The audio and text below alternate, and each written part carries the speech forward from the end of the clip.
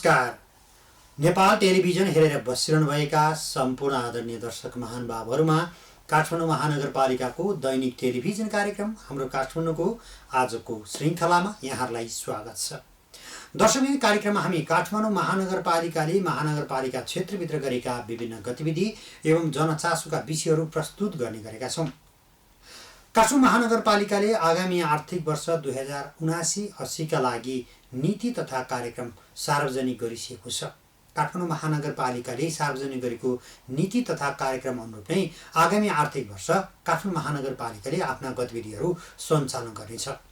यसै सन्दर्भमा काठमाडौँ महानगरपालिकाको नीति तथा कार्यक्रममा पर्यटन, सम्पदा र संस्कृति क्षेत्रसँग सम्बन्धित रहेर के तयारी गरेको छ, के योजना तयार गरेको छ र त्यसलाई अझ प्रभावकारी ढङ्गले बनाउनको लागि महानगरपालिकाले कसरी आफूलाई अग्रसर गराउँदैछ। काठमाडौँ महानगरपालिकाको नीति तथा कार्यक्रममा सम्पदा संस्कृति संरक्षणका लागि योजना तयार गरेको प्रसङ्ग आजको कार्यक्रममा राख्नेछौँ।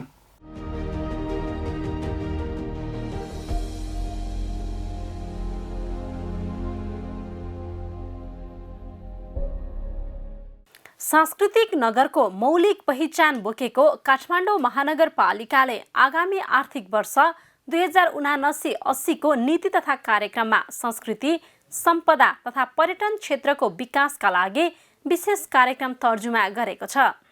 सांस्कृतिक सहर समृद्ध महानगरको मुख्य नारासहित अघि बढेको महानगरपालिकाले सम्पदा तथा संस्कृति संरक्षणका लागि सोही अनुसारका योजनाहरू तय गरेको छ। आगामी आर्थिक वर्षका लागि महानगरपालिकाले विभिन्न 20 वटा विषयगत क्षेत्रलाई समेट्दै 194 बुँदामा तय गरेका आफ्नो नीति तथा कार्यक्रममा संस्कृति, सम्पदा तथा पर्यटनका विषयलाई 18 वटा बुँदामा समेटेको छ।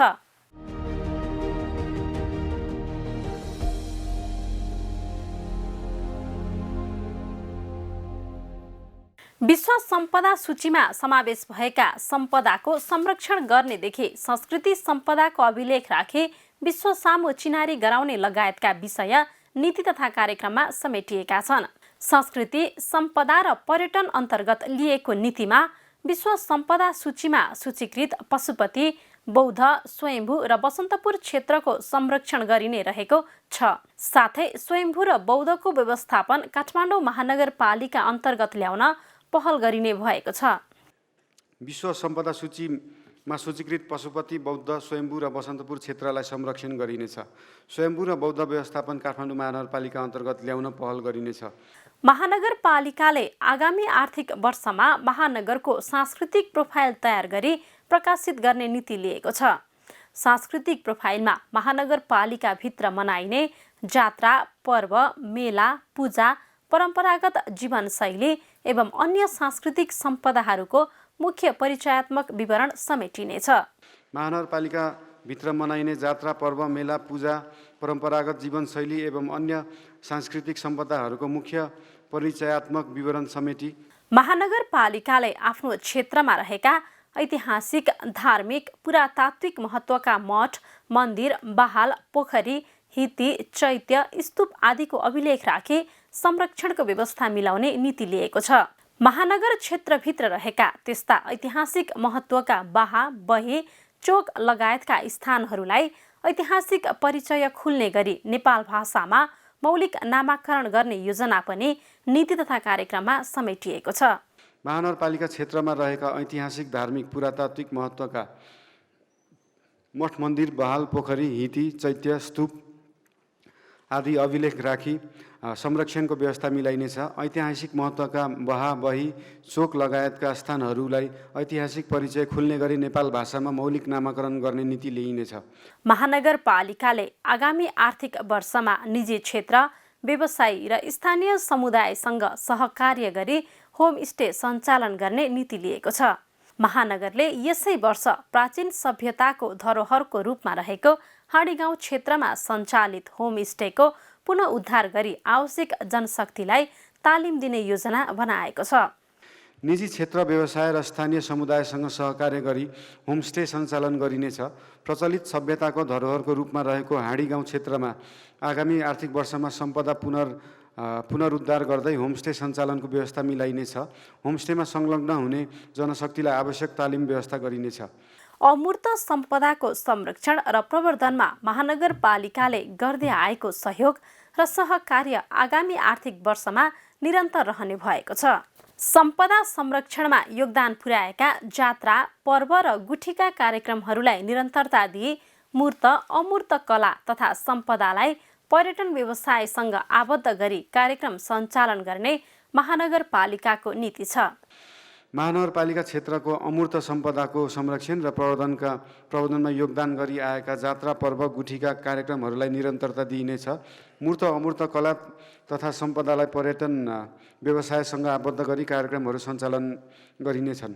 काठमाडौँ सहरलाई अन्तर्राष्ट्रिय चलचित्र, सङ्गीत, कला र अन्य मनोरञ्जनका कार्यक्रम सञ्चालनका लागि ब्रान्डिङ गर्न सम्बन्धित निकायहरूसँग सहकार्य गर्ने नीति तथा कार्यक्रममा उल्लेख गरिएको छ।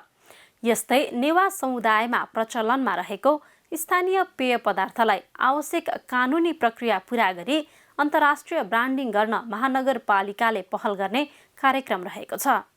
काठमाडौँ सहरलाई अन्तर्राष्ट्रिय चलचित्र, सङ्गीत, कला र अन्य मनोरञ्जनका कार्यक्रम सञ्चालनका लागि ब्रान्डिङ गर्न सम्बद्ध निकायहरूसँग सहकार्य गरिनेछ। नेवा समुदायमा प्रचलनमा रहेको स्थानीय पेय पदार्थलाई आवश्यक कानुनी प्रक्रिया पूरा गरी अन्तर्राष्ट्रिय ब्रान्डिङ गर्न पहल गरिनेछ। महानगरपालिकाले सम्पदा संरक्षण गर्न उपभोक्ता समिति मार्फत सञ्चालन हुने जनसहभागितामूलक कार्यक्रमलाई आगामी आर्थिक वर्षमा प्राथमिकता दिने भएको छ। यसै गरी महानगरपालिकाले काठमाडौँको स्थानीय भाषाको संरक्षणका लागि नेपाल भाषाको रञ्जना तथा अन्य लिपिलाई संरक्षण र सम्वर्धन गर्ने नीति लिएको छ। सम्पदा संरक्षण गर्न उपभोक्ता समिति मार्फत सञ्चालन हुने सहभागितामूलक कार्यक्रमहरूलाई प्राथमिकता दिइनेछ।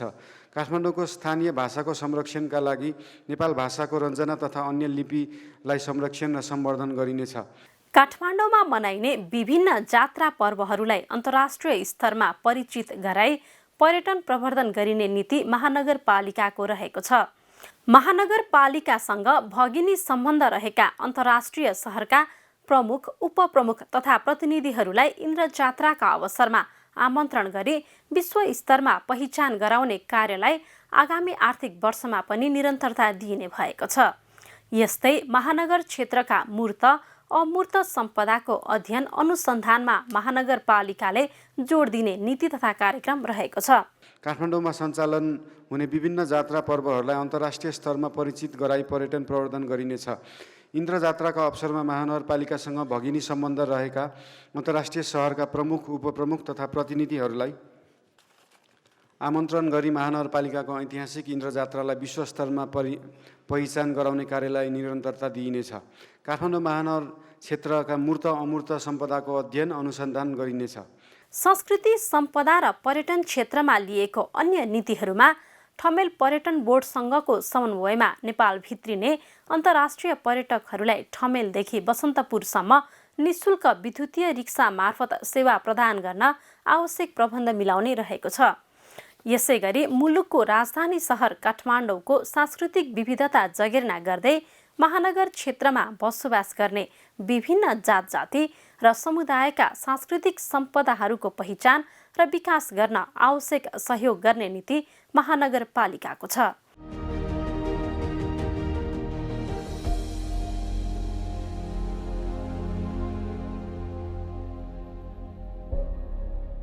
यसै गरी बालाजु 22 थारा उद्यानमा रहेको धार्मिक तथा पुरातात्विक महत्त्वको बुढानीलकण्ठ मन्दिरको संरक्षण र सम्वर्धनका लागि आवश्यक पूर्वाधार निर्माण गरिने महानगरपालिकाले जनाएको छ।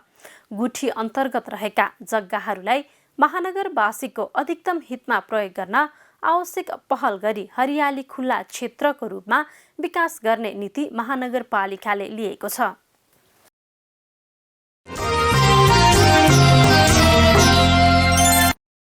दर्शकबिन, काठमाडौँ महानगरपालिकाको आगामी आर्थिक वर्षको नीति तथा कार्यक्रममा संस्कृति, सम्पदा र पर्यटनका क्षेत्रमा भए गरेका विभिन्न योजनाहरूका बारेमा जानकारी दिने प्रयास गऱ्यौँ। आजको कार्यक्रमको निर्धारित समय सकिएको छ। भोलि पनि नयाँ विषय र प्रसङ्ग लिएर आउने नै छौँ।